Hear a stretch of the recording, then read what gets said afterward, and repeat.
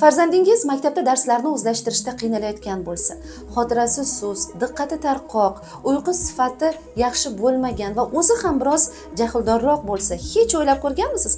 Balki farzandingizning kun tartibi uning miyasining biologik ritmiga mos ravishda tuzilmagandir.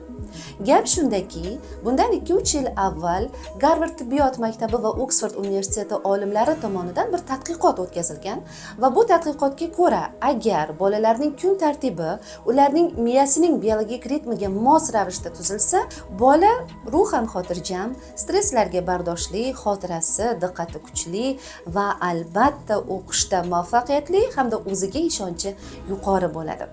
Demak, bola kun tartibini miya ritmiga moslashtirish bu uning miyasini zo'riqishlarsiz, yuklamalarsiz rivojlantirishning tabiiy va ilmiy isbotlangan yo'lidir.